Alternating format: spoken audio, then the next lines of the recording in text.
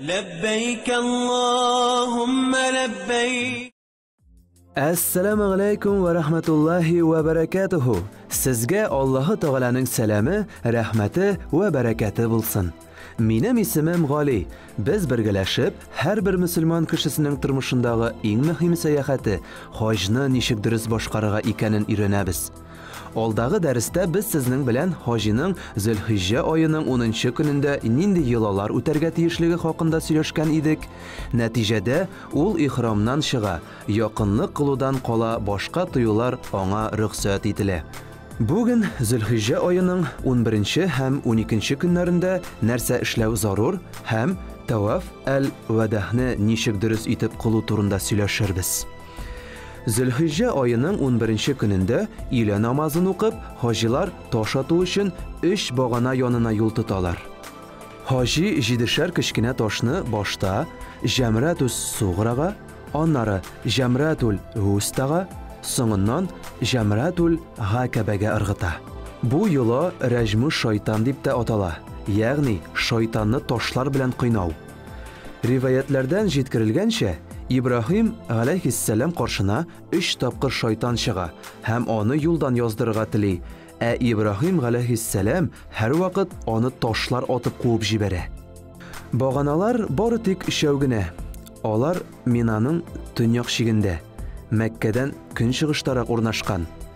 Minaga yaqini Jamratus Sug'ra, o'rtanchisi Jamratul Wusta, ham eng zo'risi Jamratul G'akaba deb ataladi. So'nggisi Makkaga yaqinroq o'rnashgan.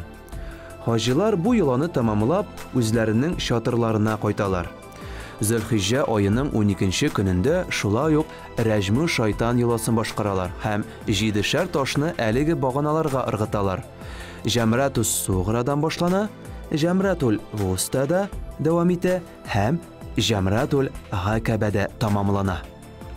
Xoş qiluvchilar aligi yo'lni o'tagach, quyosh botgancha Mina o'zanligidan keta olsalar, Makkaga qaytalar. Agar Zulhijja oyining 12 kunida Mina o'zanligidan ketirga mumkinchiliklari bo'lmasa, hoji kelasi kunga qadar shunda qola. Qabat toshlar irg'ituv yo'lasin boshqara ham Makkaga qayta. Mina o'zanligidan Makkaga qaytgandan so'ng hoji tavaful vadah, ya'ni sabullashu tavafin boshqarga tegish. U tavaf as-sadr deb ataladi. Miqat shitlarida yashovchilar uchun bu tavaf vajib bo'lib turadi. Bu tavafni boshqargandan so'ng hojning barliq farzlari, vajiblari ham sunnatlari tamomlangan bo'lib sanaladi. Shul ravishli hojilar Makka bilan qo'shlashib, o'z tug'an illarına qaytarga azir. Ko'rin vaqtida xotin qizlarga sabullashu tavafi boshqarga yorami ekanligini unutmasqa kerak. So'nggisin qilganda yugururga ham oshig'irga kerakmi?